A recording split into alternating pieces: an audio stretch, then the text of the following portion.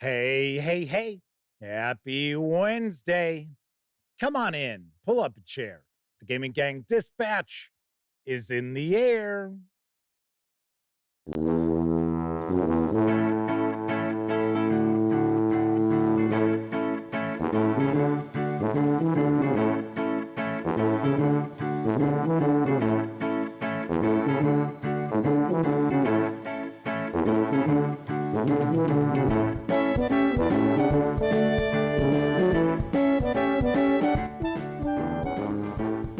Howdy, gang, and welcome once again to the Duct Tape Studios.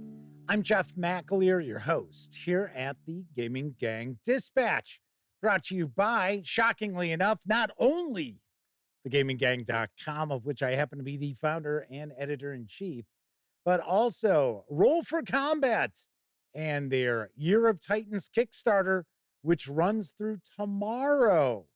Yes, and we will be talking about that in just a few moments. So welcome aboard, everybody. Tonight is Wednesday, December 11th, 2024. This is a live stream 1131. If you're not overly familiar with the show, let me point out, super casual around here, just hanging out, talking about the latest in tabletop gaming news. And then I will normally pontificate on a topic related to our hobby. And throughout the month of December, for 2 of the 3 shows each week, I'm actually kind of exploring some classic advanced Dungeons and Dragons adventures. Yes, that's right. Yesterday, we were just talking about the A series Against the Slave Lords. Tonight, we're going to dive in and discuss S4, the Lost Caverns of Tsojcanth, or Tsojcanth, or Tsojcanth, or there's like all these different pronunciations out there. I always thought it was just supposed to be Tsojcanth. I could be wrong. I'm sure I am wrong. Come on, I mispronounce normal English words. You think I'm not going to mispronounce some phony baloney fantasy words? Come on. So we're going to have a little bit of fun with that. And of course, I should also point out, when you're not watching videos here on the Gaming Gang channel, be sure to visit gaminggang.com, the newly redesigned thegaminggang.com, for all latest in tabletop gaming news, reviews, and a whole lot more you are not going to find here on YouTube. You know the drill. Get your geek on at thegaminggang.com. Also, because this is a live show, there is chat available. It's not on screen. It's one of the ways that I keep some of the more unusual commenters at bay. But if you are a subscriber to the channel and have been for at least 10 whole minutes, you can take part in chat. So if you want to say howdy, maybe get a question, a comment, by all means, chime in. I'll do my best to respond. Let's see who's first out the gate tonight. It's our good friend of the show, the Madman. Sean O'Donnell is also with us, as is Kevin King, Lewin RX, Willone is Cave, Keithulu, Kevin R. Smith, and I think Kevin's the last one to pop in. So I think I've said hello to everyone. Hope you've brought enough for everyone. I didn't know there'd be so many. What's that in your mouth? Nothing. Nothing, eh? Lyle? I have seen that movie so many times over the years. Now, I have not seen, well, let's see who catches on to what it is. But it's probably been about 15 years. But when I was a freshman in high school, and, Elliot Miller, my best friend, we were, buddies in high school. And that was a video that he had on VHS. And we watched that constantly. There you go, Keith Lulu. Boy, is he strict. Very nice, very nice. Mike is with us tonight as well. And I'll take a guess. that the lovely and talented Miss Sarah D might be lurking in the shadows as one of our chat moderators, as is the Madman. And Bella Gunn, I'm not even going to try to pronounce that last name, is joining us in chat. I believe it's first time visit with us live, because I would recognize that name, I would think. And yes, Sarah D is with us saying howdy. So let's talk about our sponsor, because right now our sponsor is Roll for Combat and their Year of Titans Kickstarter, which, as I mentioned, ends tomorrow. Yes, if you have not had an opportunity to check it out, you want to do so. And of course, there is a short Kickstarter video, so let's give it a peek. Remember the last time you played a tabletop RPG and your friend cast the fireball spell, killing all the enemies and exploding your whole adventuring party? I know they say that living well is the best revenge. Well, how about you play as a living fireball spell and let revenge be the best revenge with Battlezoo Ancestry's Year of Titans.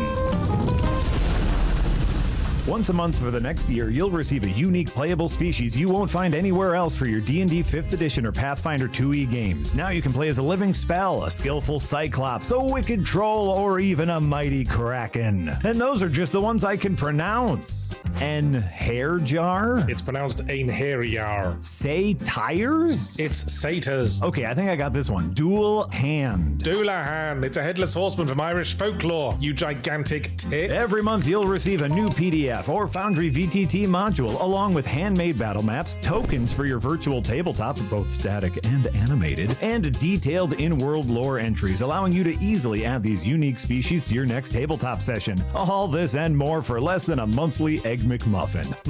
Delicious. Head on over to the link in the description to learn more, because if you sign up for the Kickstarter, you'll get a bonus species a year early. The Mighty Titan. That's 13 unique species throughout 2025 to amaze your friends and family. Now, if you'll excuse me, I have to call my dungeon master and tell them that I'm going to be playing as Godzilla from now on. Godzilla.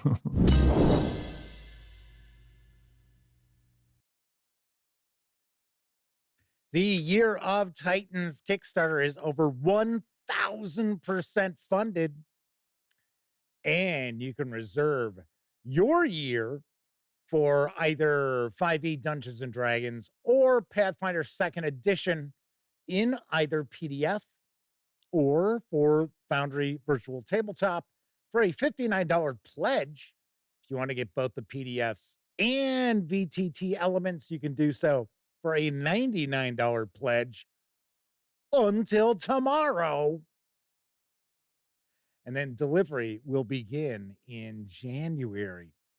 Very nice. Very nice. Very cool to see. There was a pretty big bump in funding over the weekend, about 200%. So very nice. Very nice. Tessie Trekkie and Semper Buffo are also joining us tonight. Welcome back. Good to see you both. All right. So shall we? Well, you know what? Before we dive on into the news tonight, a couple of quick things. Please, if you enjoy the videos, I'm not telling you, just give thumbs up where they are not deserved. If you enjoy the Gaming Gang videos, be sure to leave a thumbs up.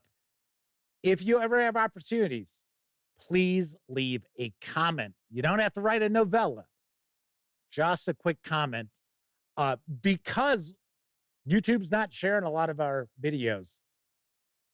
Not doing a heck of a lot. And, the algorithm gods out there must be appeased on YouTube. And that's how you do it, with thumbs up and comments. So just asking nicely, as opposed to begging. I wouldn't do that anyway. Other thing I was going to mention is we have not seen Steven from Roll for Combat in a while. He used to pop in quite often, especially when he's a sponsor. But no, we have not seen him. And it's kind of funny because I was going to bust his chops because he never shares the reviews I do of his stuff for Battle Zoo. It's like, what? So next time he pops in, I'm gonna bust his chops a little bit. Because I always give him a hard time as well.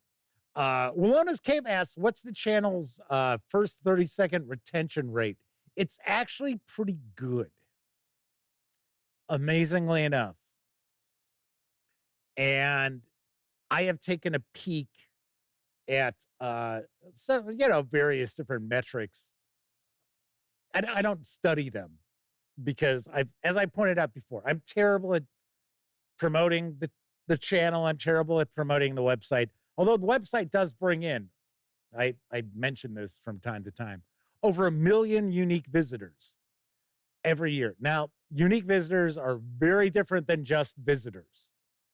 So I think we were on pace for this year for about 1.8 million unique visitors. So amazingly enough, it pulls in, a good number of visitors on a daily basis. Usually it's around 6,000 to 8,000, thereabouts. Once again, not something that I really dive too far into. So, but it is something that I take a peek at. Flaming Heron's with us, says, how unique, though? I feel I'm rather unique.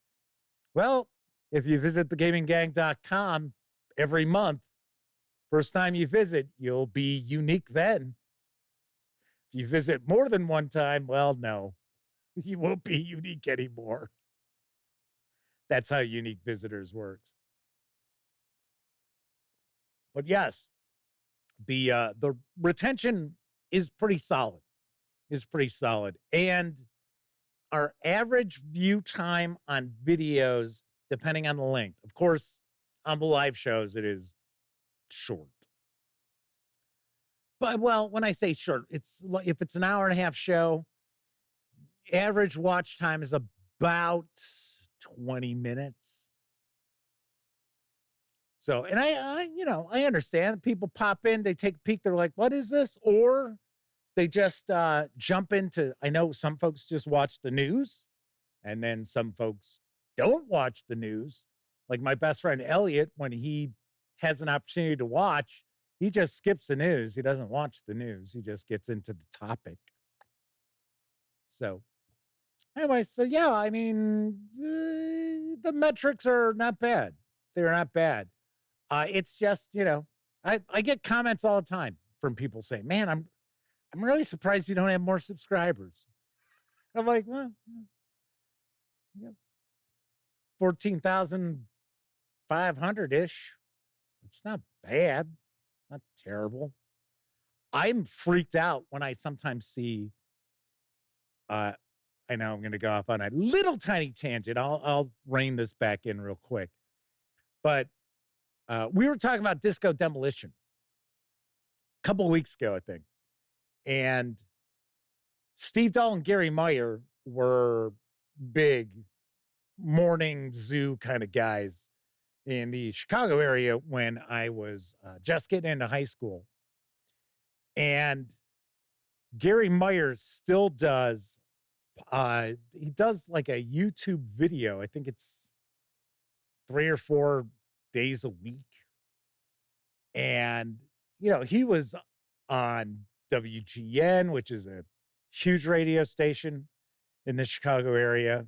Obviously enough, a television station that has nationwide coverage. So anyway, I've noticed that his videos get far fewer views than mine. I was like, wow, really? I'm like, I'm amazed. And he actually has a really good radio voice. But I find it kind of weird. I mean, Jason Alexander's podcast that he started now, he gets a good number of views and stuff like that. There were some times I would go check out an episode. It'd be like, holy cow. My latest video's got more views than this. I wasn't on Seinfeld. Of course, that's not going on anymore. But anyway, but yeah, it's kind of weird. So, I mean, there's people out there getting fewer views. So, at least that's not going on. But anyway, Keith, who said their channels that would pawn their own grandmothers for 14.5K subscribers. I would not be surprised. Would not be surprised. Anyway, let's see. Chris Lundgren's popped on in to chat. Good to see you. All right, so let's jump on into the news. Because now available in print and PDF from Exalted Funeral is Month of Misery for Mirkberg. Here's the skinny. No, it's not for Mouse Rita. I saw the little Mouse Ritter stuff going on in chat. I didn't miss it. Tired of being miserable in the same old ways? Have the PCs become a bit too heroic? Do you want more death and humor at the same time? Then you need Month of Misery. What is Month of Misery? Open up the zine to explore over 31 days worth of content featuring even more teeth, an altar upon which you may sacrifice your dearest loved one, ways to get super fucking high to help you cope with the misery, and a fishing mini game. Yes, that's right. A fishing mini game. No game is complete without a fishing mini game. So this is surely a necessary addition. See what totally real people are saying. I opened the cover and it's already going on about a weird tooth thing that can make your penis rot off. Where did I go wrong? The author's mom. Probably. Blasphemous, heretical, profane. Enoch Schlegger. I don't know what that's supposed to be. And wow, this fishing mini game really was a necessary addition. That's everybody saying that. Jokes aside, this third-party zine should help add some miserable spice to your Morkborg sessions. It is a compilation of responses to the Morktober 2023 prompts put out by Exuent Press with additional content and professional editing. This 36-page zine is available now, carries an MSRP of $15 over at Exalted Funeral. I do believe that does include the PDF. If you want to just grab the PDF alone, you can do so by swinging on over to Drive-Thru RPG, and you can pick that up for $5. So there you have it. Month of Misery.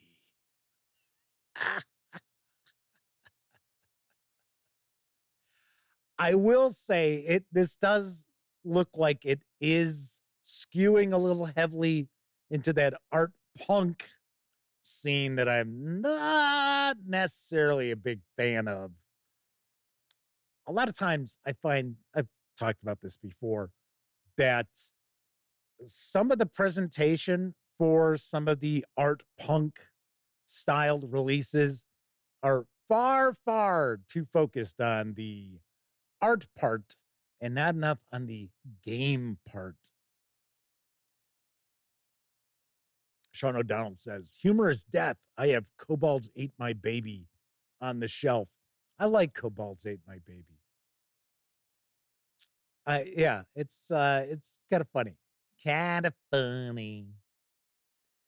Moving right along, currently up for crowdfunding for RPG Ramblings is Gary's Appendix Issue 7. I've got the scoop.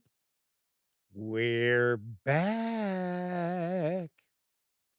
Gary's Appendix, a periodical zine filled with articles and an expanded bestiary for the OSR, using old school essentials mechanics where necessary. Gary's Appendix wraps up 2024 by following up on the Dragons issue with the other half of the equation, dungeons, or at least underground exploration. Issue number 7 comes packed with 8 articles on caves, mining, gemstones, fungus, and a whole lot more. Ooh, hate fungus. On a side note, I had a sandwich the other day at somebody's house and bit into the sandwich, and it was like tuna fish.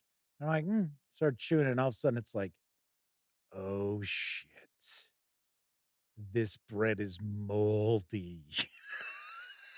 I was like, fuck. That was an interesting dilemma.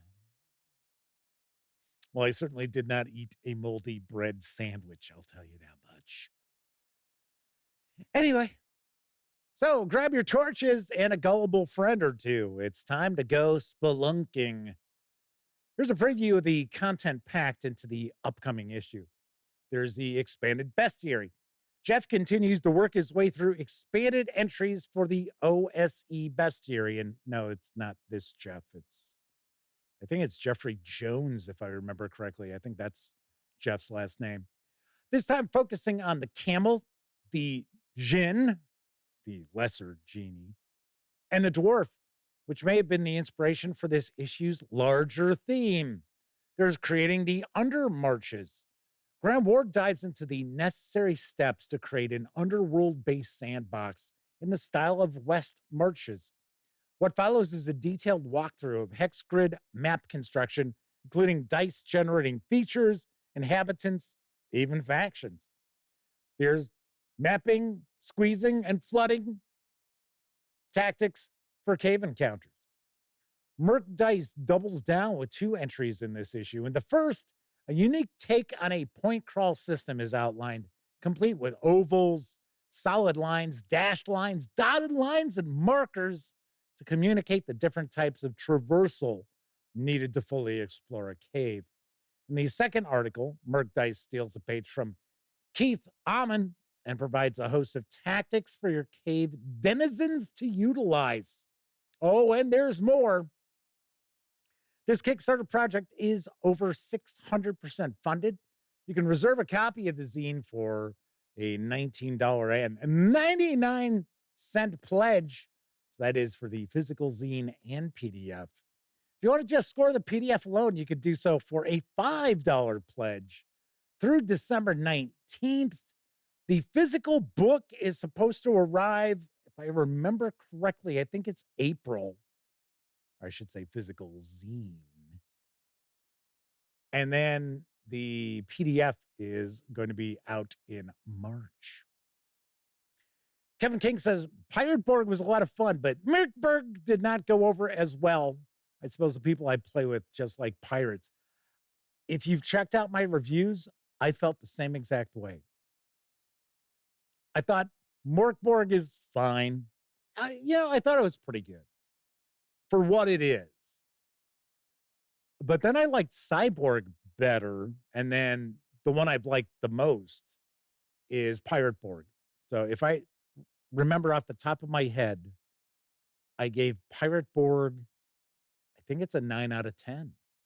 I've got some Pirate Borg goodies that I'll be sharing reviews of shortly. In fact, when I wrap up the news, I'll kind of give you an update on what's cooking with reviews. Yes. Sean O'Donnell says there are only so many basic things you can leave out with the philosophy of rulings over rules, and art punk releases seem to cross that line a lot. Walona's Cave's talking about free penicillin. Yes. Yes, I feel so much healthier today. Maybe not. Maybe not. Off the shelf board game reviews is popping on in. Said they kind of preferred Mork Manuel over Morkborg. I have not checked that out. So, unless that's, well, it's not a Mork from Orc reference. So it's like Mork Manuel. I'm not sure what that is. All right. There we go. Kevin R. Smith pops in with I prefer Mork from Orc. Thank you. Thank you. Oh, so it was a typo. It was supposed to be Manuel, not Manuel. I was like, wait a second. Faulty Towers, is that like Manuel's like last name? It's Manuel Mork.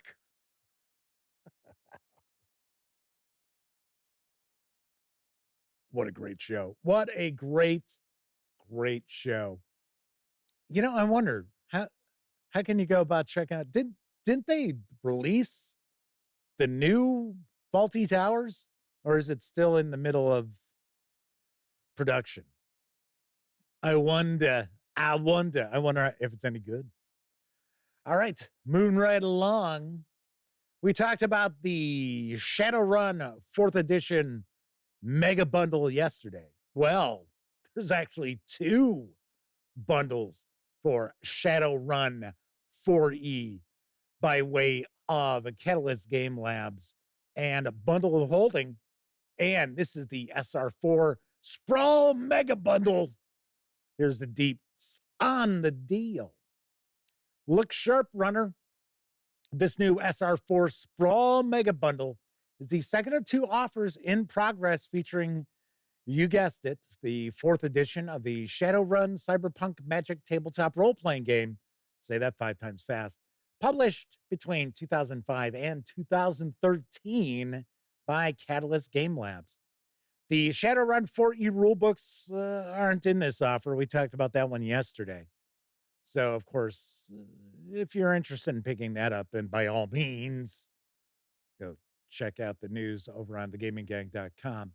But as far as this bundle goes, for just $17.95, you'll get all 6 complete source books and setting guides in the Sprawl Mega Starter Collection, which has a retail value of $102.50 as DRM-free PDFs. This includes the 6th World Almanac, Runner Havens, Seattle 2072. I don't think Fraser lives there at that point in time. I think he's back in Boston, although I haven't watched the new Fraser.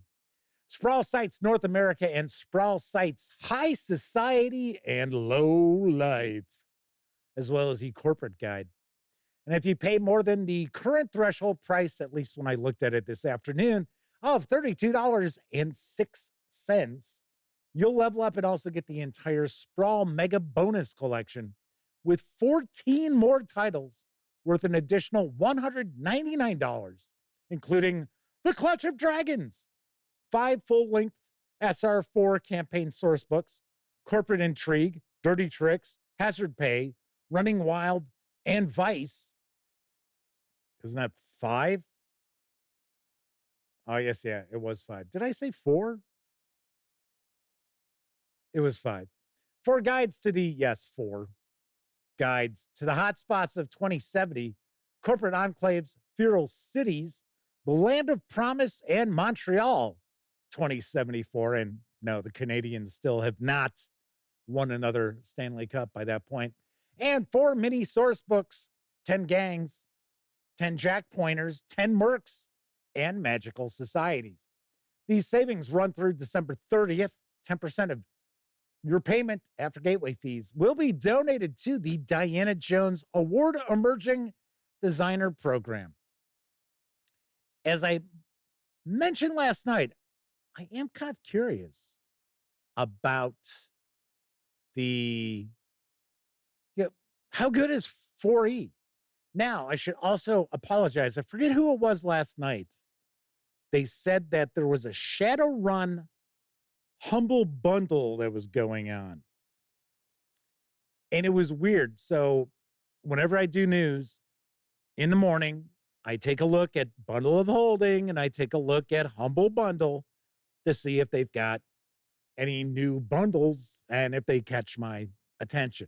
Because, sometimes stuff pops up and it's like, no, it's either, who cares? Yeah, maybe it was Wallona's Cave, Sean points out. So I am apologizing because I was like, no, it's actually on Bundle of Holding. So here was the weird thing.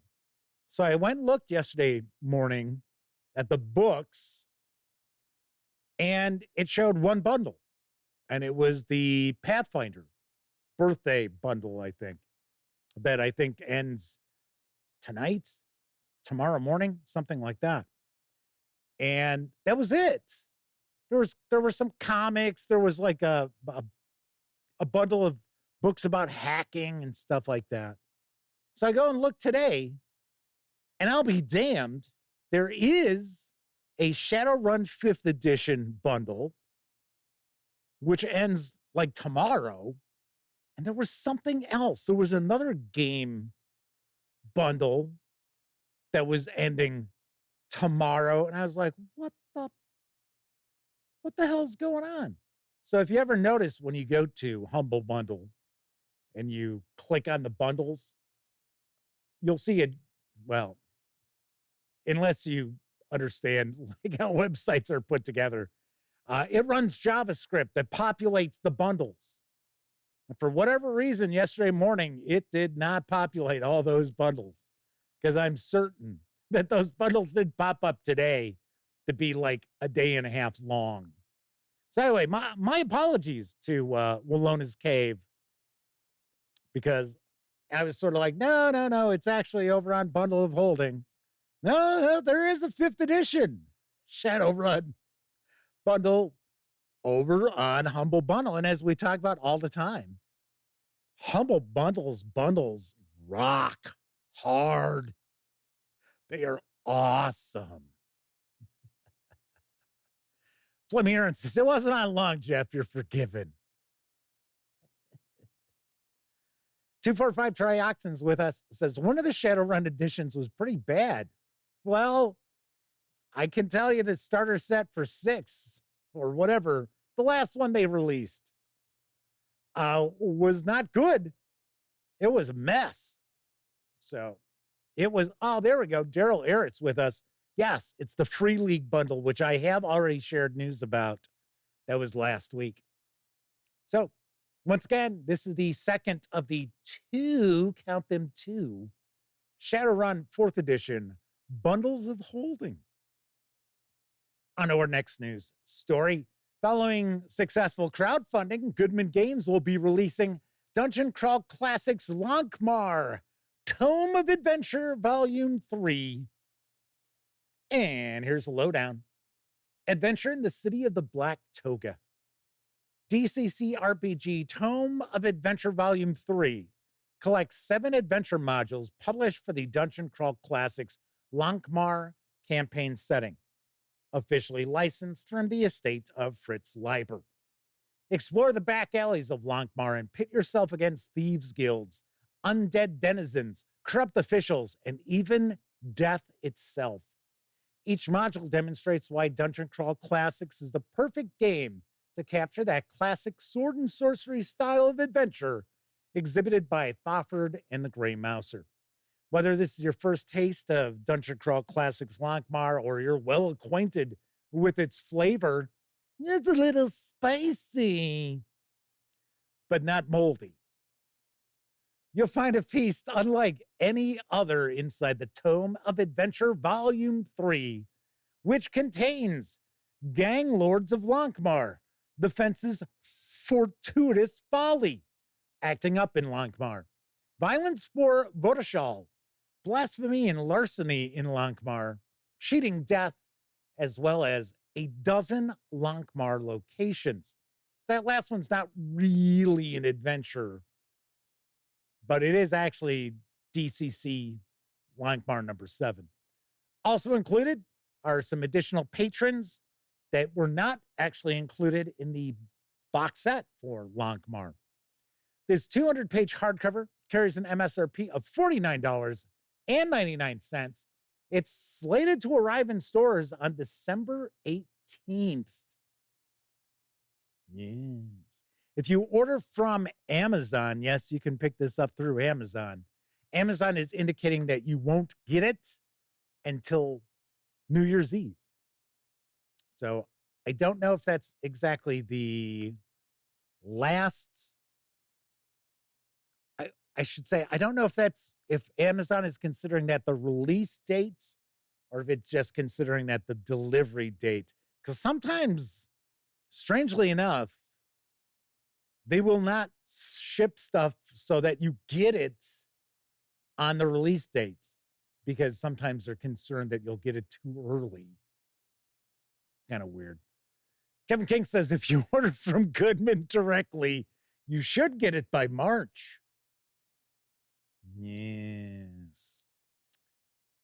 Hey, speaking of waiting a long time for things, so my general practitioner has recommended that I go see in, what the hell is it again? That I go and meet with an endocrinologist. I think that's how it's pronounced. Because I have been taking medication for my thyroid because a few years ago, well, I found out after I had the heart attack when I had the stent put in that my TSH levels were high. So they put me on this medication, which brought it back down. And I've been on it. They had to play around with, the level for a while. And then it was like, okay, well, it looks like this is the right one. So I've been taking that for, a couple of years, 3 years. All of a sudden, I go and have blood work done, and my TSH level is through the roof again. So I'm like, okay, great. So my GP gives me a referral.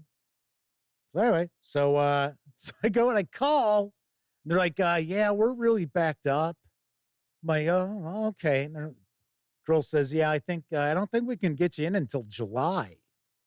I was like, wow, really? They're like, yeah. It's like, okay. She said, well, let me look. She said, oh, no, I'm sorry. We can't get you in until September. I was like, what? So she's like, so I started laughing because she starts asking me the questions about, have you traveled recently? Have you been exposed to COVID? I'm like, I don't know why you're asking me this for an appointment in September. I was like, what the hell? Kevin King says their wife works in healthcare. Her office is booked several months out. Well, this isn't several months. This is like 9. That's a little more than, it's like, holy cow.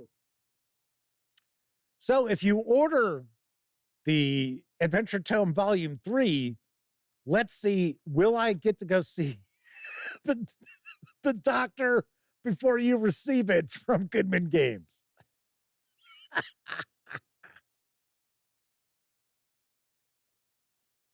Praxis Telgaro, I believe it might be a first-time visit live in chat, says, it always sounds like they're practicing medicine and not performing medicine.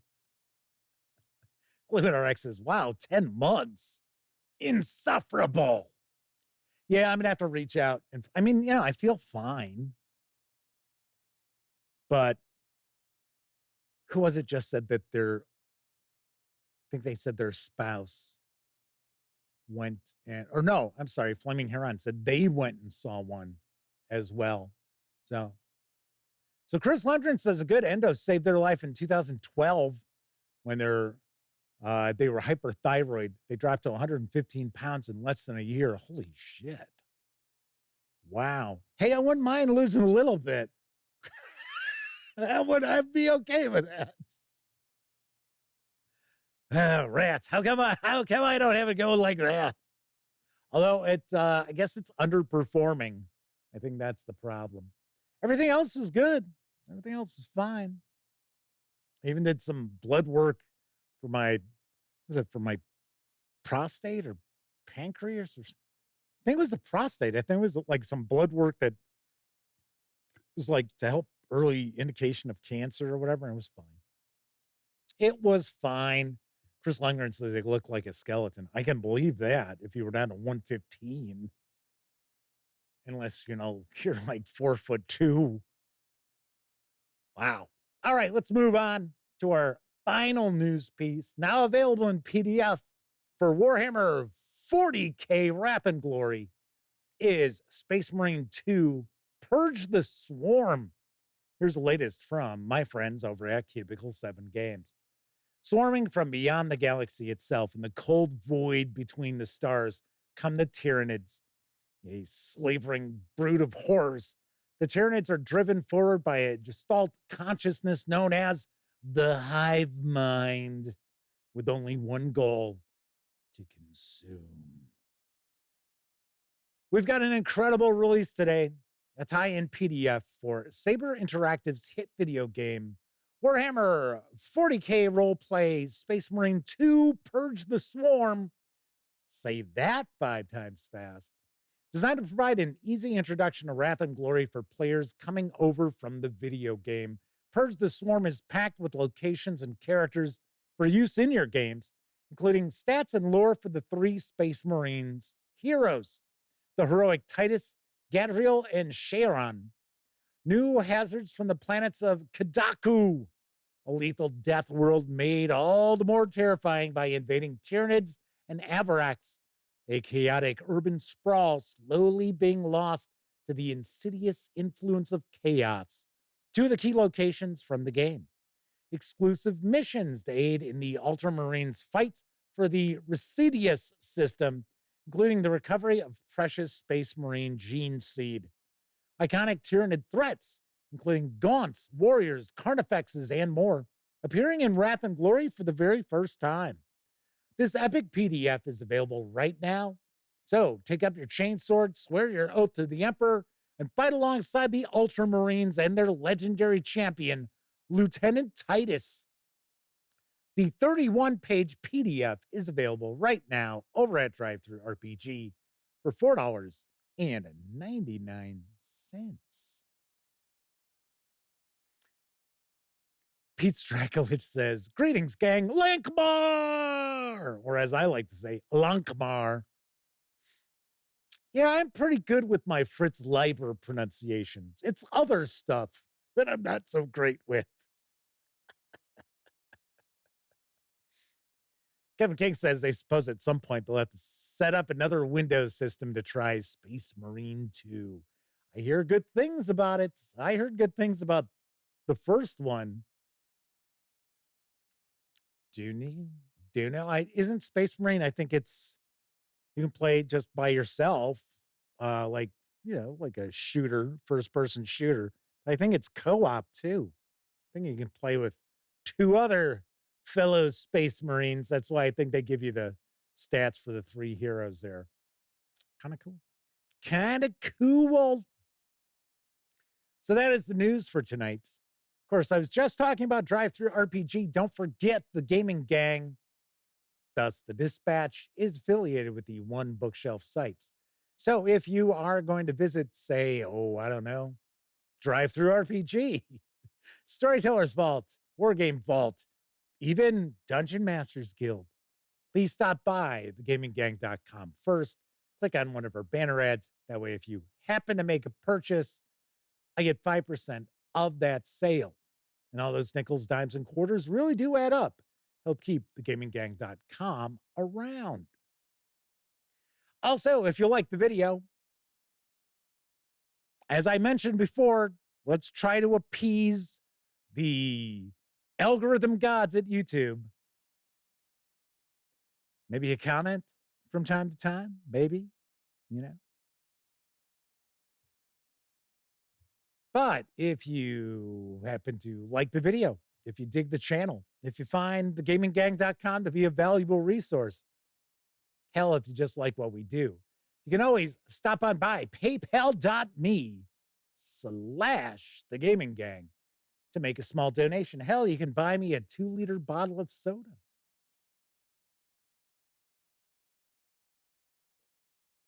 Notice I'm drinking from a holiday cup here. Making spirits bright.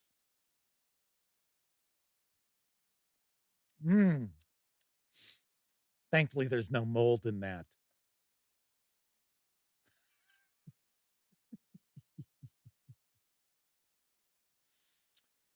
I do want to thank some of you out there who swing on by paypal.me, the gaming gang, and make not small donations, such as our good friend of the show, the Madman, my buddy from high school, Scott Weigel, Joshua Edwards, as well as John Webster. all 4 of them very recently popped on by into paypal.me and made not small donations. But thanks to all of you out there. If you use those banner ads over at thegaminggang.com and or swing over to paypal.me, or if you always try to comment on videos or give them thumbs up, it is much appreciated. It really is. So thank you very, very kindly. And if you don't do any of that stuff, get the fuck out. Well, you knew that was coming. As soon as I said it, if you don't do that stuff. Showdown says he summons the spam. You know, I don't get a ton of spam comments. Interestingly enough, I have gotten some where it's like, oh, come on, please. Really? Really? Come on. So there's some talk about some video games. Hogwarts Legacy, Pete Straklich picked it up, then found out after they loved it, there was a patch that came out and you needed to have internet access. It's pretty wild. Yeah. Just think, remember, well, I mean, some of you probably don't, but I remember going way back playing, video games and stuff, and we had like stuff on floppies. And you know what? If there was a problem and you needed to get a patch, good luck, because you weren't going to find it. Every once in a while, and this was after we went into the smaller floppies, what were they, 3.5 inch? Every once in a while, you'd get a computer game magazine, and it would have, like one of those little square floppies. And it would, it might have some demo or something like that. And then sometimes it would actually have the patches for some of the games. But other than that, yeah, you were just screwed. I remember there was a Traveler video game that I got. And I was like, I think it might have been Mega Traveler. And I was like, so pumped. And it was just atrocious. It was so broken. And I was like, it's not like video games and computer games were cheap.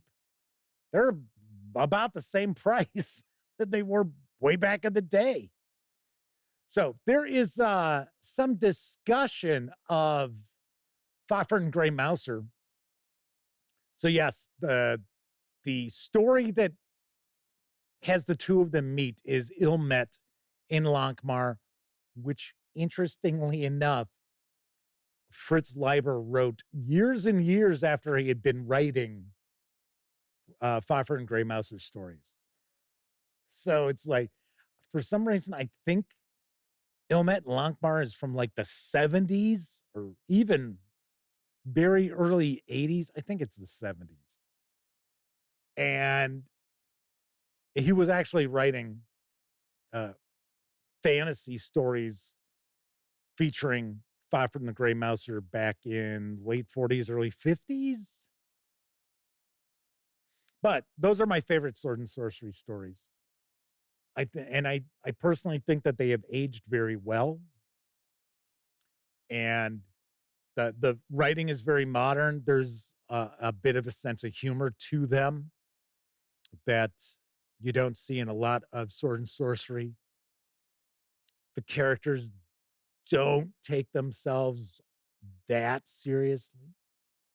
So anyway, Alan Rose with us. Good to see you, Alan. So they hope they haven't missed too much. Just the news portion, which I know some people skip anyway. So there is that.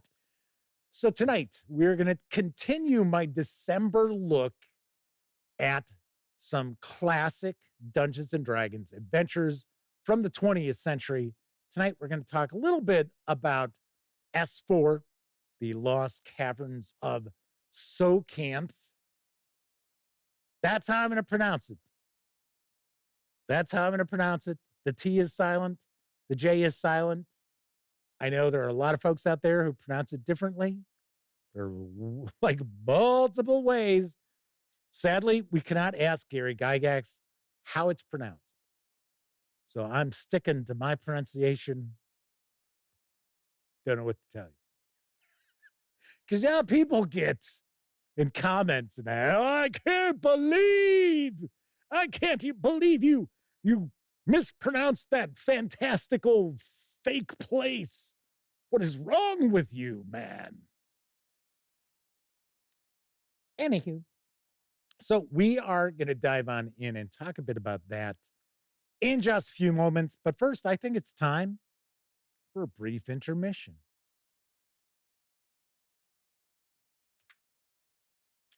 After I once again promote PayPal.me. It's intermission time, folks. Time out for a delicious snack in our sparkling refreshment building. Every item a fresh, appetizing taste treat.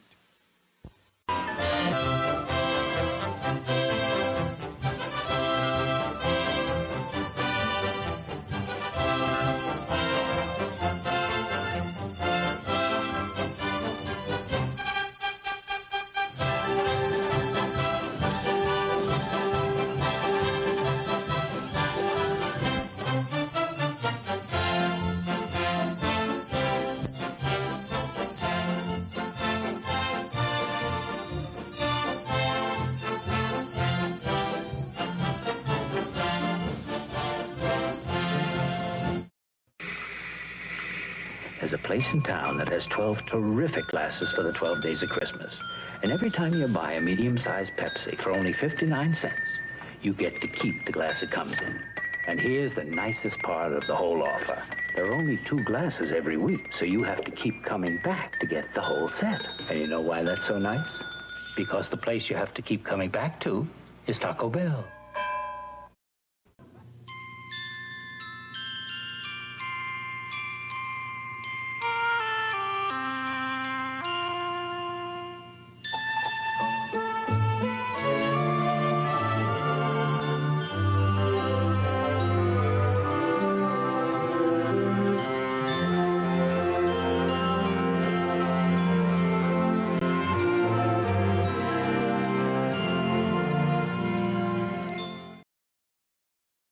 What happened to my car? Do you drink Wilkins coffee? No, so what? Well, things seem to happen to people who don't drink Wilkins.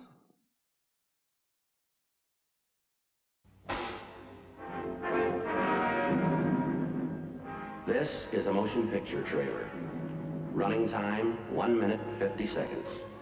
You've seen many of them. Usually, they're to show you scenes from a new picture. This one is different. You're seeing a reenactment of a true-life tragedy. On a motion picture set, tragedy, of course, is make-believe. The actors can walk away from it, because it never really happened to them. In our own lives, we can't. We can only try to prevent it. Now, the tragedy in point is tuberculosis. Thousands of Americans died of TB last year, needlessly. These TB victims were unlucky, because TB can be prevented. And here's how. Each of us can help cut ourselves right out of the TB picture with Christmas seals to fight tuberculosis. Now, no collection is made in any theater for Christmas seals. They're mailed in a letter from your Tuberculosis Association to your home.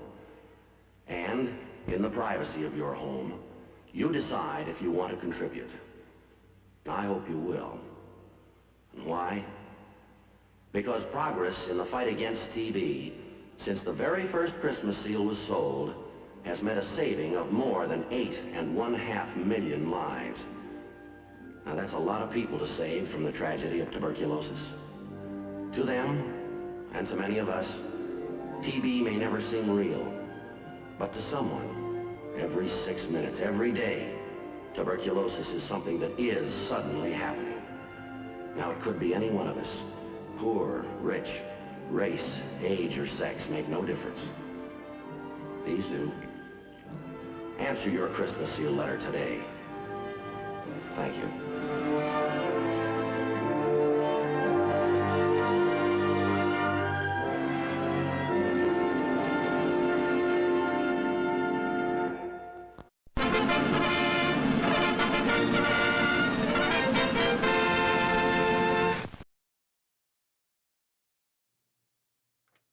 I got to say, it's kind of difficult to sit there and be like, no, Jack Webb, I'm not going to do that.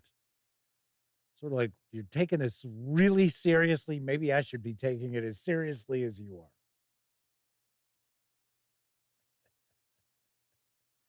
Jose Fernandez is popping on in with us. Welcome. So still a little more discussion about the Fritz Leiber, Fafhrd and Gray Mouser stories. Let's see. So we've got, when I picked up the books, they were paperbacks, and it had to be late 1970s, because I don't even think I was in high school yet when I was already reading Fritz Leiber. So we've got Swords and Devilry, which is going to contain Ilmet and Lankmar, as well as trying to remember the name. It doesn't matter. So the first story that's in that is about Fafhrd, and then the second story is about Mouse, who becomes the Gray Mouser. And then the third story that's in the book is Ilmet in Lankmar, which is how they meet. Then the second book is Swords Against Death. I know we've got Swords Against Ice Magic. I think that's the fourth book.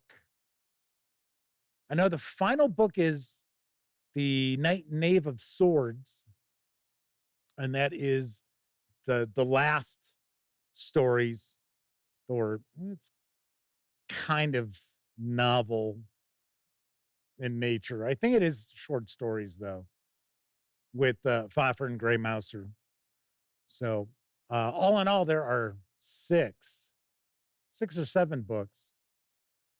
I have to say, I still have the Audible audiobooks. They were some of the first of their Frontiers line that came out, and really nicely done. Really, really nicely done. So, so Kevin King's talking about he bought a copy of Ilmet in Lankmar, which is only that story. It's kind of wild. It's kind of wild. All right, nice. Okay, so something else I had mentioned I was going to talk a little bit about real quick as far as what's coming up with reviews. My friends over at Chaosium Inc. did send me a copy of Sun Country, which is part of their classic RuneQuest line. This is actually printed by Drive-Thru RPG. So I will be having a review of this because I have always heard that this is like an absolute classic RuneQuest campaign. And funny enough, it was when Avalon Hill was publishing RuneQuest, which was just a huge pain in the ass for everybody involved, from what I understand. So I also have some board game reviews coming up. I have a couple of war game reviews coming up. So as I mentioned yesterday, with today's show, there are 5 live shows left for 2024 because I will be taking essentially from Christmas Eve through New Year's Day off, which I tend to do every year. Just going to recharge my batteries a bit. But that doesn't mean I won't be shooting videos. So I typically use that time to kind of get a bunch of reviews done. So I've got them in my back pocket to put out whenever I'd like. So I'm sure that'll be happening as well. But as far as various different reviews, got lots of stuff coming. If you missed it, I recently reviewed The Terror Beneath from Osprey Games, as well as The Electric State from Free League Publishing. And I actually have a copy. I've got an extra copy of The Terror Beneath. I did not include it in the 50/50 game sale that's currently going on, which is going to end on Saturday. And it's because it showed up after the sale started. But if anybody's interested, reach out to me. This carries an MSRP of 30, so 15. We'll do 15. And I also have a copy of The Electric State in Shrink. So if you're interested in that. All right. So enough of that stuff. Let's get down to brass tacks. As Chris Lundgren says, WizKids is coming out with the new Star Trek miniatures game. They seem to have better quality sculpts. You know, I don't know about WizKids outside of HeroClix as far as like miniatures games. Miniatures themselves, yeah. You know, they do some of the pre-paints for Dungeons and Dragons. Their like classic line looked pretty good, which got to take a little bit of a peek at Gen Con. They also do the pre-paints for Pathfinder. They have the unpainted that are pretty good sculpts too.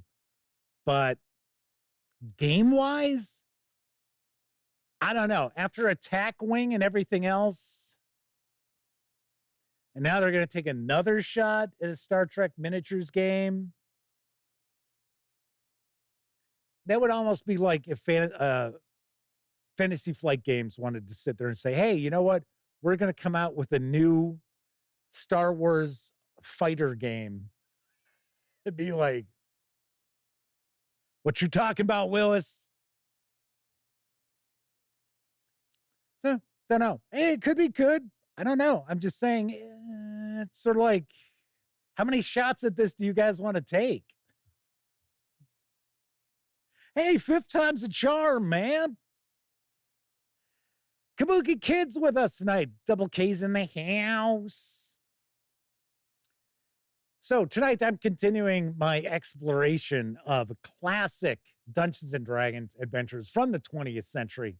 Tonight, we are going to talk about S4. Yes, an S stood for special. That is what the S stood for. The Lost Caverns of Tsojcanth.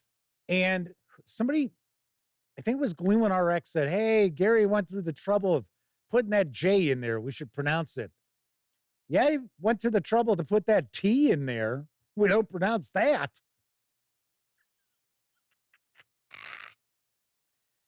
So this was written by Gary Gygax, came out in 1982, and of course, it's got that classic Erol Otis cover art, which I am also utilizing as the thumbnail for this video. You may notice I always do my best to give credit to the artists when I use their art for the thumbnails. So this came out, once again, as I said, in 1982. This actually had 2 booklets, which some of the other S series also had. Although with this, the second booklet wasn't a POV handout book.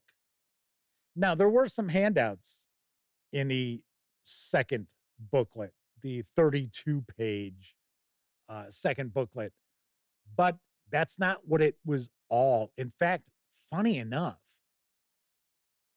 this had a lot of new content for AD&D that would eventually appear in Monster Manual 2 and Unearthed Arcana, I believe.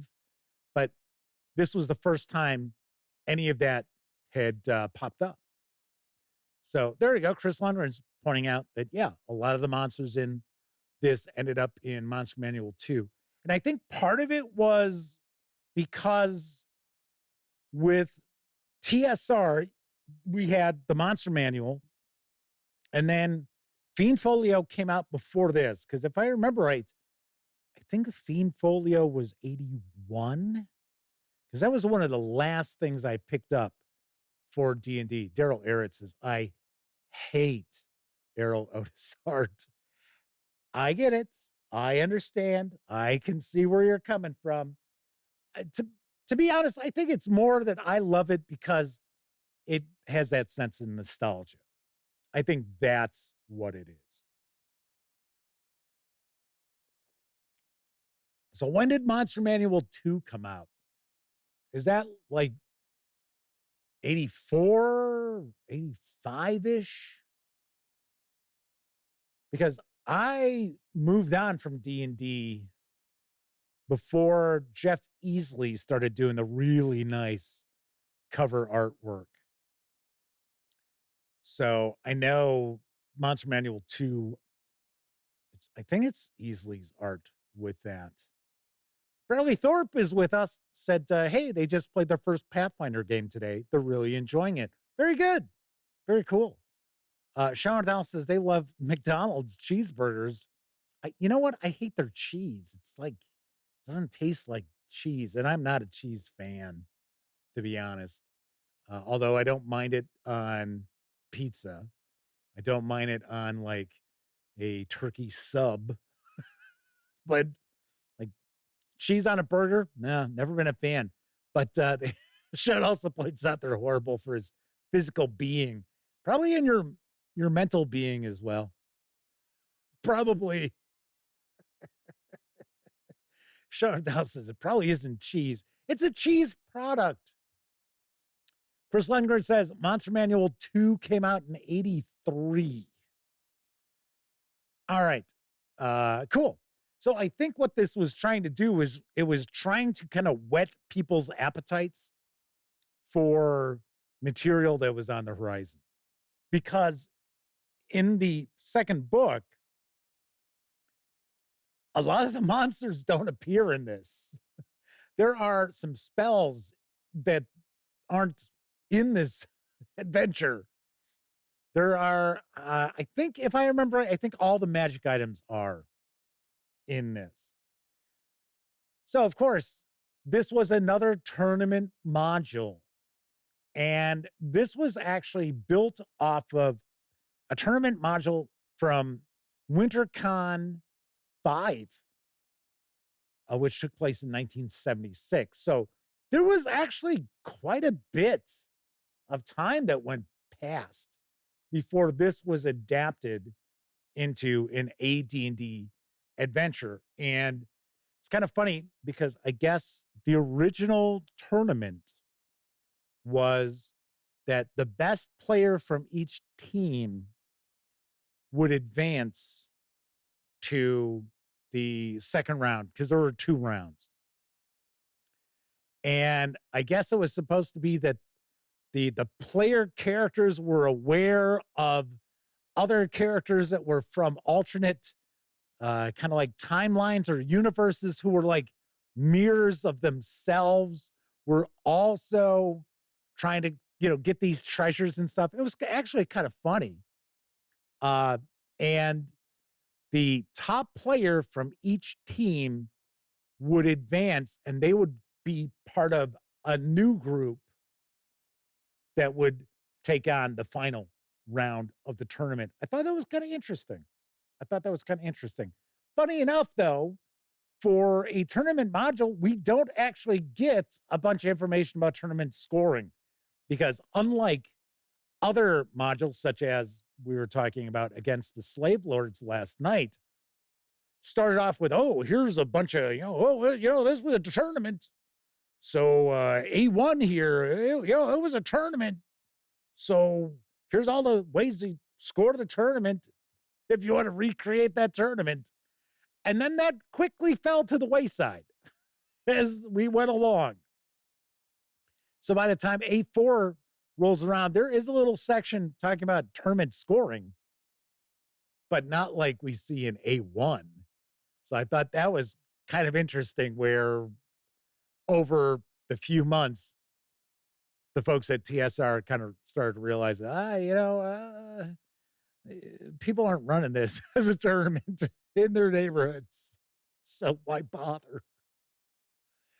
So the original tournament had 2 levels of the Lost Caverns. That was the tournament. We had the upper level or lesser caverns was the first part, and then those who advanced to the second round then would deal with encounters in the greater caverns.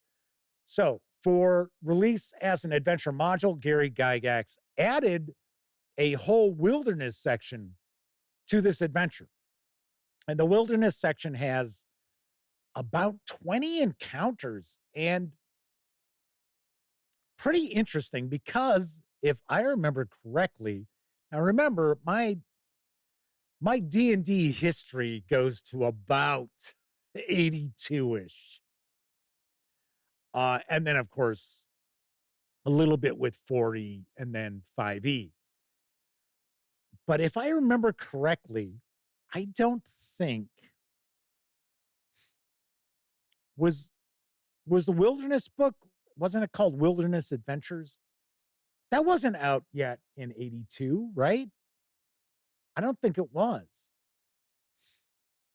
So it was actually, to my knowledge, it would make the wilderness portion of this module probably outside of, say, like, well, we'll say for Advanced Dungeons and Dragons, because Isle of Dread is D&D, BX.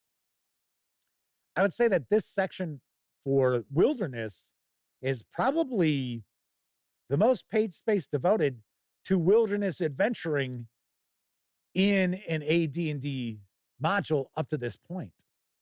Because for the most part, we usually would see, oh, here you are, right? Even in like the Giants, in the G series, it's, okay, well, you're outside the steading of the Hill Giant Chief. Okay. How you getting in? It's like, okay. Kabuki Kid says, crazy deadly adventure. Yes. And we will talk a little bit about that in just a few moments. Coco B, I think, popped in. Or has Coco B been hanging around with us all this time?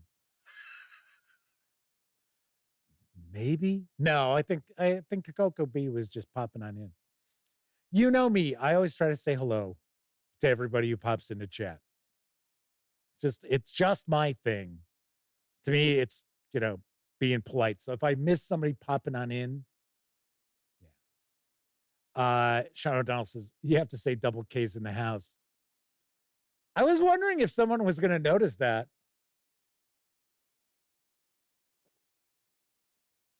I know Kabuki Kid has far too much self-respect to have brought that up. But double K's in the house.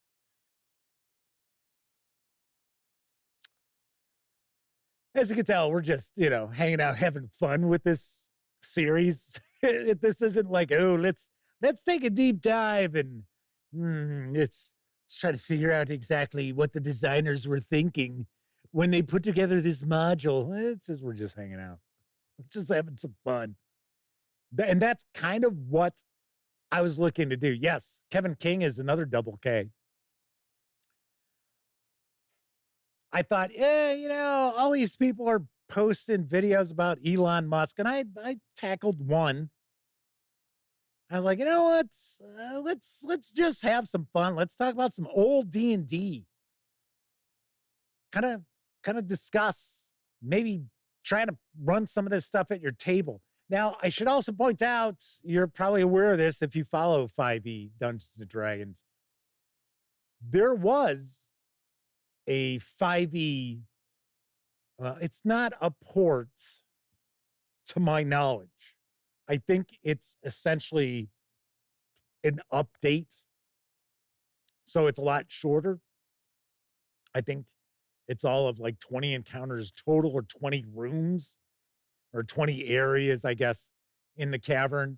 And that PDF had been available for free at some point. It is now part of the, what is it called? Quests of the Infinite Staircase? Isn't that it? See, I forget the titles of these things when Wizards of the Coast decides they don't want honest reviews and stop sending stuff. Anyway, but there is an update for modern Dungeons and Dragons, which is kind of interesting because it took a long time to get that. Because I don't think this was touched since 1E. I think so. Anyway, so what is going on in this adventure? So, as a campaign, as part of a campaign, this is for characters levels 6 to 10. And as Kabuki Kid has pointed out, this is a really deadly adventure. So, like most of the S series and most tournament modules, nothing really connects together. Now, the wilderness section, a little bit more than the actual caverns do. But even the wilderness section is sort of like, okay, so we've got border patrols, we've got factions of warring humanoids that you can run across. One thing that's kind of interesting about this is that you're not supposed to use wandering monsters. So that kind of carries over from the tournament aspect of this, is no wandering monsters. Kabuki Kid says, yeah, it's a Monster Hotel adventure. So some of the highlights in the wilderness is there's like elves. You can encounter some elves. So early on in the wilderness portion, the player characters are going to have some opportunities to possibly make some allies, such as you see the map there for the gnome layer. It's like Gnome Vale. And that is a location where they can kind of maybe use that as their home base. Now, this starts off where the player characters are brought in by the, oh my gosh, I'm trying to remember what he is. He's the it's like the overlord of this he's the Margrave, that's it. The Margrave of the Marsh of Bissell, which obviously they've earned their fame and fortune through carpet cleaning. And there is an archmage who, of course, is pretty famous as far as Dungeons and Dragons, and that is now I've heard people pronounce it Igwil, and then I've heard other people pronounce it Igwils, who in modern D&D is actually Tasha, but she is the mother of all witches. So essentially what happened about 100 years ago, she conquered this region and sent out all of her minions to conquer the marshes of Perrinland, which were under her control for about a decade. And then after that, something happened, which the player characters will find out along the way. And she disappeared. And after that point, humanity was able to start making gains once again in this area. And supposedly all of her like evil minions had been ransacking the lands around and had been, taking all this treasure and all these other things. So Kabuki Kid says, I've pronounced it that way too, Jeff. With the V or without the V? Because I think most people pronounce it Igwil. It's Igwil, and the V is silent. I don't know. I remember, I think, just a little side note here, I did a review of, it might have been Tasha's Guide to Everything. And I pronounced it, I think it was Igwils. And people busted my chops. I was like, I don't know what to tell you, okay? It's not a real fucking person. It's not like I said, well, and then the player characters encounter Abraham Lincoln. It's like, get over it. It's not that big a deal. All right, so we will just say Igwil. So anyway, she's disappeared, and all of the creatures under her control start deciding, well, you know what? Let's get out of here. We're going to take some of this treasure with. But there's still the belief that there are still, amazing treasures to be found. If you can find where her hidden locale is, and the player characters end up with a map. And of course, there is a player map, and then there's also the Dungeon Master's map. And I don't know about those of you out there who have run this, because I have not run it. I have never run it. I have only read this. But the player map is kind of odd because there's numbered locations on the player's map that these paths lead to. And it's sort of like, okay. So you are indicating there's something there, but nobody knows what it is? That's weird. Now, the entire map is not filled out. So there is a bit of a hex crawl aspect to the wilderness adventuring also. And there are some rules for the wilderness adventuring too. So I think it's kind of interesting. So the Margrave of Bissell, the Marches of Bissell, ends up bringing in the player characters because for political reasons, he personally cannot go try to look for this treasure. And there's other factions involved who are trying to find the locale because they want the treasures too. So there's a little bit of a kind of race against time sort of aspect. It's not really cooked into the adventure, but it is kind of mentioned. So the game master could kind of utilize that a little bit.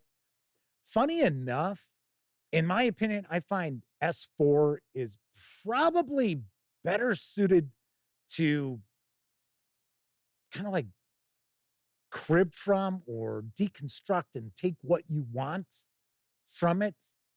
And you can either stitch it back together or just utilize a lot of the stuff in your own campaigns that you would have, especially some of the stuff that takes place in the caverns, because once again, it is a fun house tournament sort of adventure.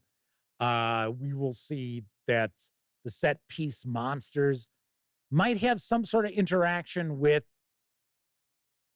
like the other monsters on either side of it in the caverns. But that's it. So there is absolutely no dungeon ecology going on here. There is no rhyme or reason why any of these things are there.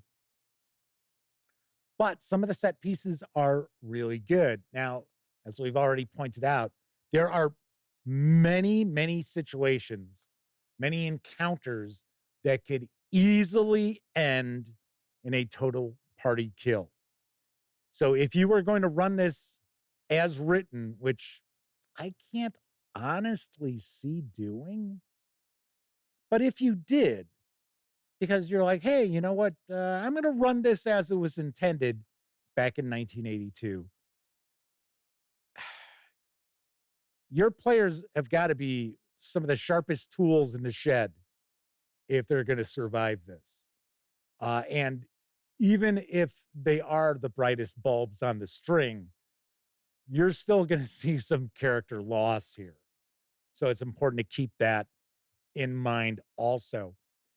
But what really, in my opinion, sells this now are some of the set pieces.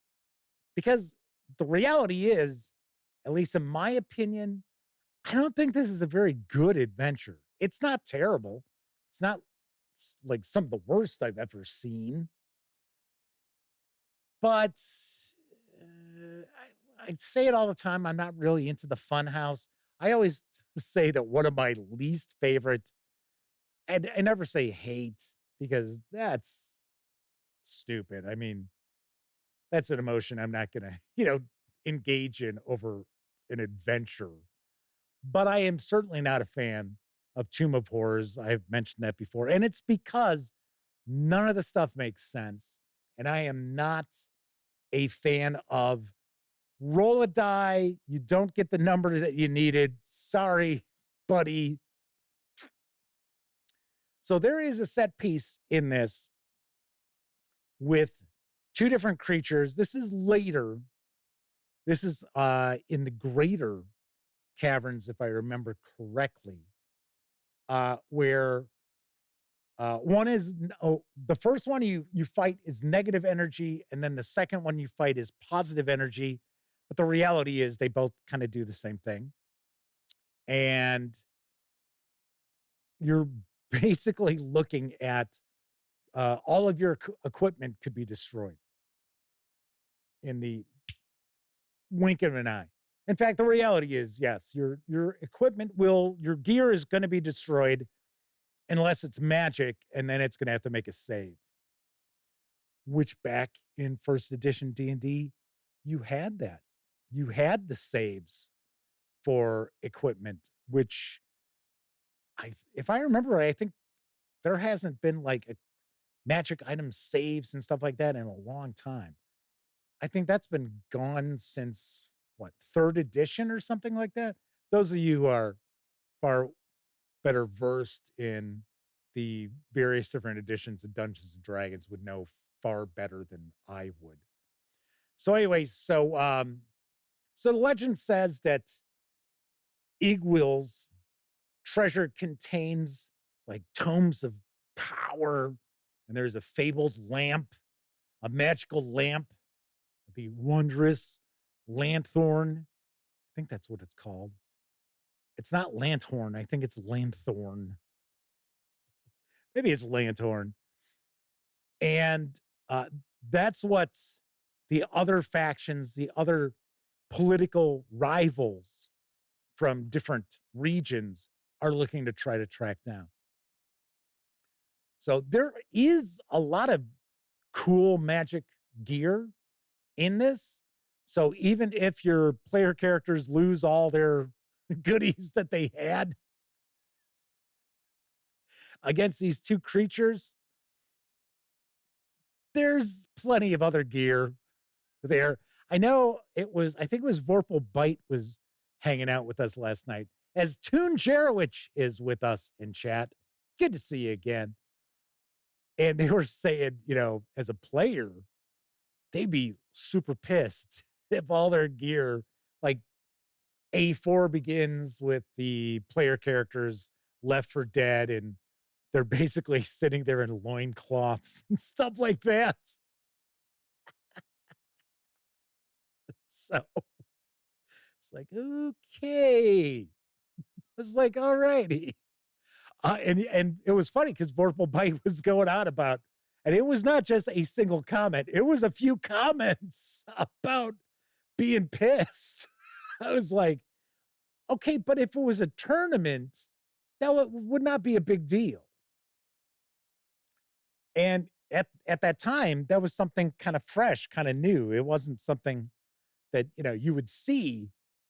And nowadays it's like, it's not unusual for an adventure to start up when it's like, oh, you've been captured by whatever and you've got nothing and now you got to escape.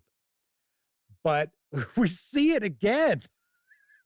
So it's sort of like, oh, okay, I guess they're doing it again. I think the biggest introduction that we've got in S4 is the Archmage's daughter.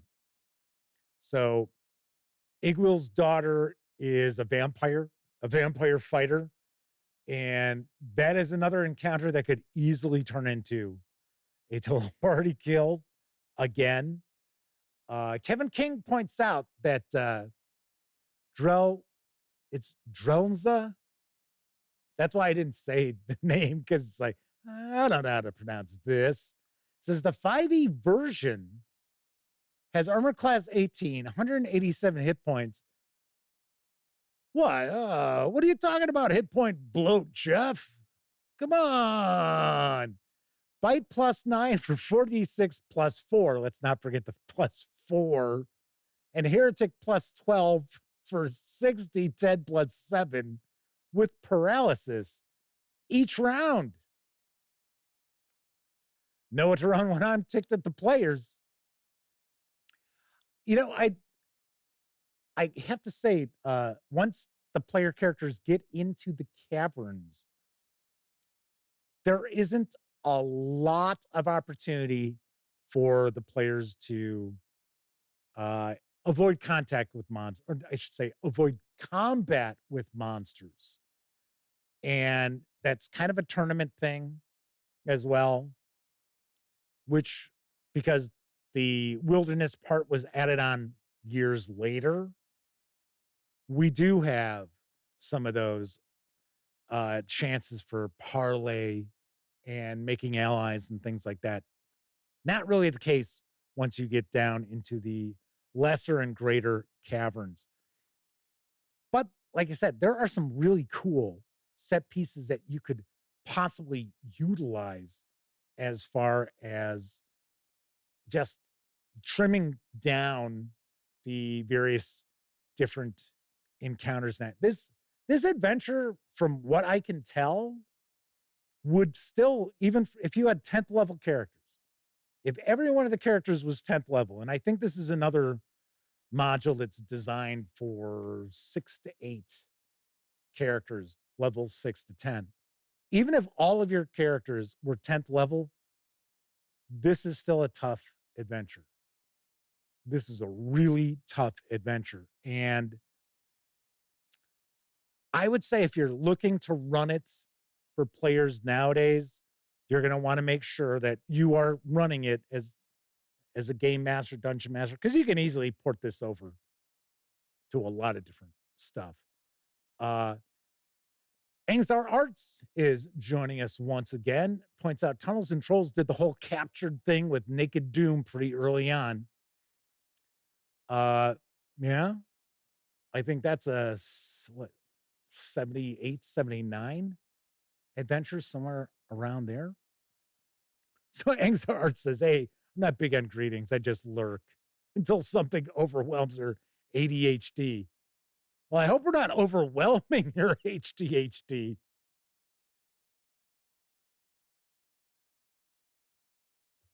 Yes, everything you're seeing when I'm sharing the various images, it's all from that module.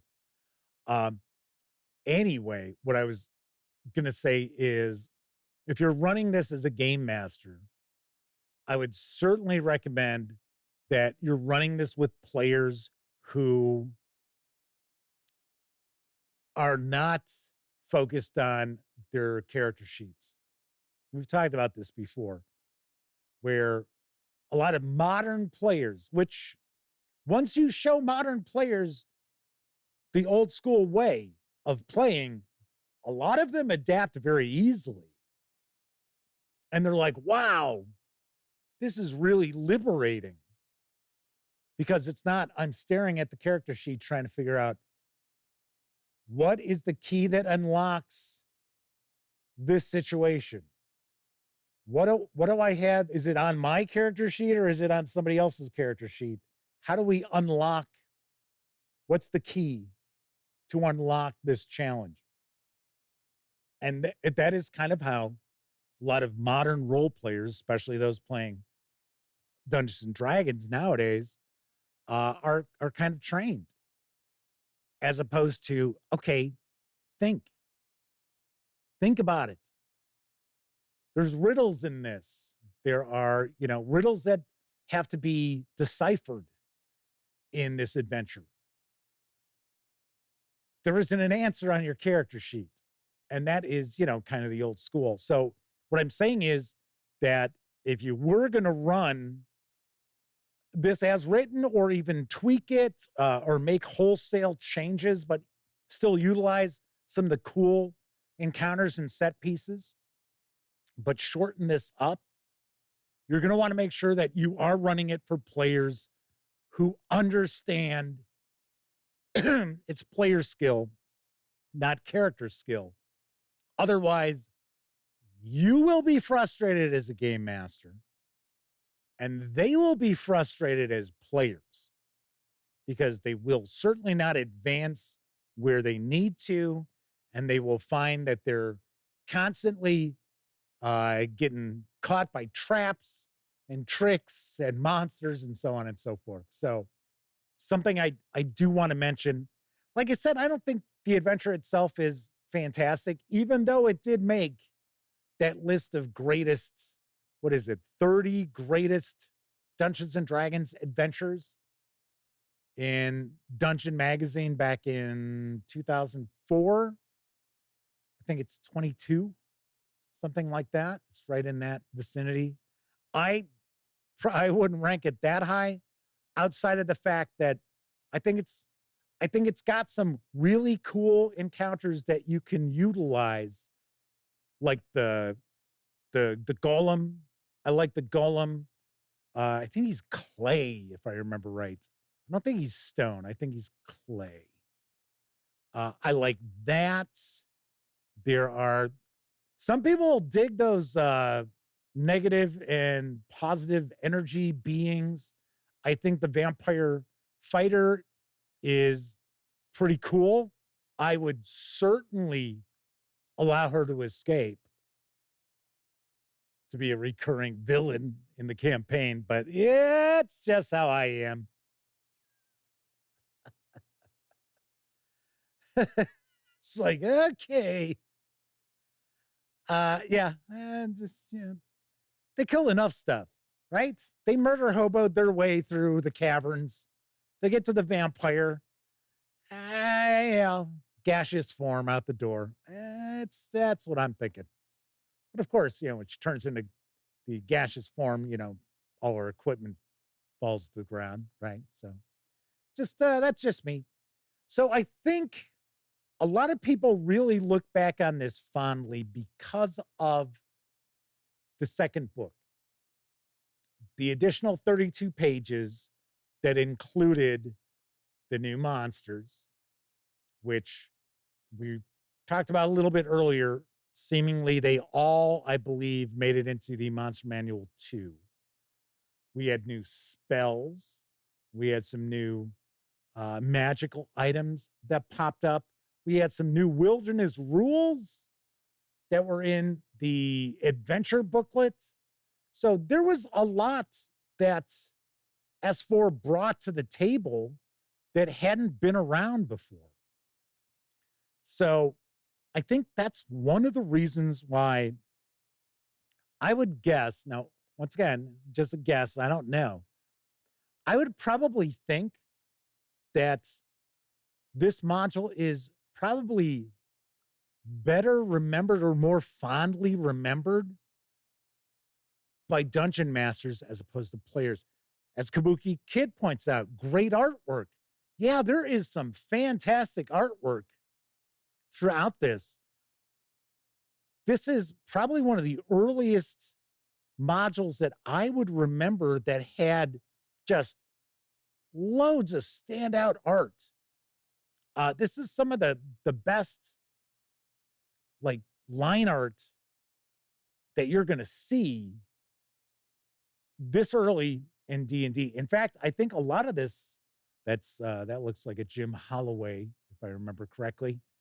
I think a lot of this artwork was actually reused for second edition in the, I want to say I think it's the Player's Handbook.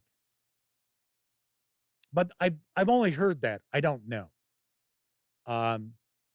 Angzar Arts asks, is this by Lawrence Schick? No, this was Gary Gygax.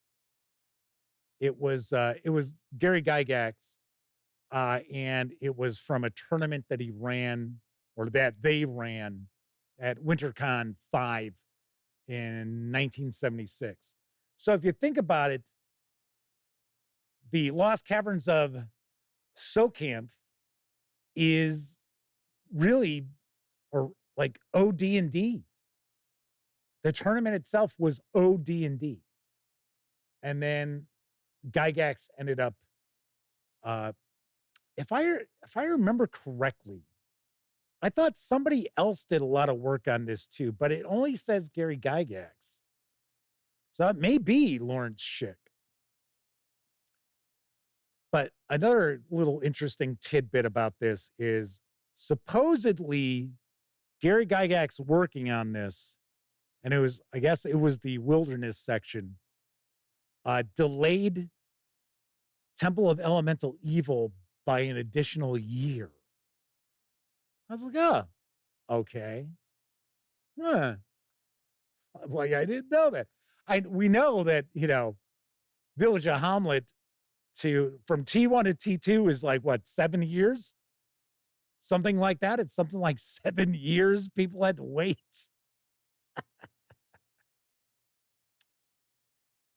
Anyway, so that is kind of a peek at S4, the Lost Caverns of Tsojcanth for Advanced Dungeons and Dragons, written by Gary Gygax and released in 1982. Got a frog in my throat for a second. There we go. So if you are interested in picking this up, you can get it in PDF over at Drive-Thru RPG or Dungeon Masters Guild, I'm pretty sure, I would think. $7.99. You can get the soft cover for $10.99. You can get the PDF and the soft cover for $12.99. And as it was mentioned yesterday, I don't know if this is available over on Internet Archive. It's very possible it is. So just saying, not telling you to go there and get it, but really, I'd never consider Internet Archive really piracy, but some people do. Some people do. Kabuki Kid says apparently it was based on one of Rob Kuntz's dungeon levels, according to Wikipedia. Well, nice. That I did not know. So, very cool. But all in all, like I said, I think S4 is a good module to cherry pick from, as opposed to running as written. All right, so tomorrow we are going to go back to our Let's Create a Fantasy Role-Playing Game series. We're going to talk about magic. I'm going to share some thoughts I've got about a magic system, and it is not Vancian. I will tell you that right off the bat. It is not Vancian, although there are limits to casters' abilities to continually cast spells. Kabuki Kid says Lawrence Schick later suggested that there's evidence that Gary considered Tsojcanth part of a longer Greyhawk campaign, placing the adventure between the Temple of Elemental Evil and WG4, the Forgotten Temple of, I'm not even going to try to pronounce that. That I knew. I did know this. By this reckoning, the Village of Hamlet, Temple of Elemental Evil, and Tsojcanth are thus the lost WG1 through WG3 modules. So this was published simply to close out the S series. Gotcha. I gotcha. But yes, I did know that. Something else that I find interesting just reading this is how much more modern this comes across. And yes, it's got the read aloud, and yeah, some of the read aloud's a little long, little verbose. but not terrible. But it's kind of interesting. This came out in 82. Even comparing it to adventures that came out in 80, it's like night and day. It really is. It's really like night and day. But then again, you also have to keep in mind that the page counts kind of doubled in many ways from those adventures. Because and we're going to talk about this next week, because we're going to talk giants, we're going to talk drow. I think if I remember correctly, G1 is all of like 16 or 18 pages. And that includes, the cover page. Not the card stock cover, but the cover, like the credits page up front. So kind of cool. Kabuki Kid says it was worth it just for the supplemental book alone. Yeah, that's why I think this is so well remembered, but I think it's probably well remembered for dungeon masters as opposed to players. I'm sure players are like, oh yeah, we survived it. So yeah, obviously I would think a lot of people really dig that. I mean, just like there are a lot of players out there who just despise Tomb of Horrors, who tried to play through it. So it's like, okay. Kabuki Kid says, pretty sure that G1 is only 8 pages. The adventure portion might. The adventure portion just might be. Very possible. And then, of course, there's like some additional content at the back. Alrighty, so that is it for this time out. If you liked the video, by all means, please give it a quick thumbs up. Subscribe to the Gaming Gang channel if you haven't already. And if you do subscribe, don't forget, ring that bell.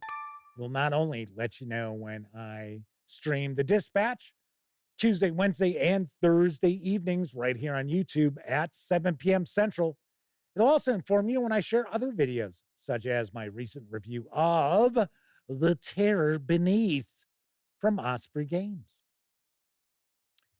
And of course, when you're not watching videos on the Gaming Gang channel, be sure to visit gaminggang.com for all latest in tabletop gaming news, reviews, and a whole lot more you are not going to find here on YouTube. You know the drill. Get your geek on at thegaminggang.com. If you're watching live, thank you very much. If you watched live and took part in chat, bigger tip of the cap to ya. Because not only are you keeping me company, you're keeping each other company as well. But of course, I know a lot of folks out there, they don't have an opportunity to watch live. Doesn't matter if you're watching live or on Memorex. Thank you for taking time out to watch any of the nearly 20, well, I guess we'll say over 2,100 videos, because I'm not sure how close we are to the 2,200. Thought we were close.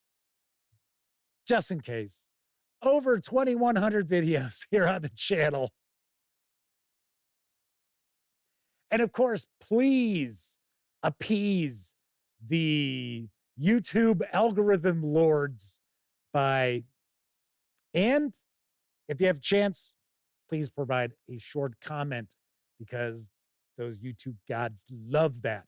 All right, everybody, enjoy the rest of your morning, afternoon, evening, whatever time of day it is in your neck of the woods. I will be back tomorrow. And of course, as always, I certainly hope all of you get to enjoy plenty of great gaming with your gang.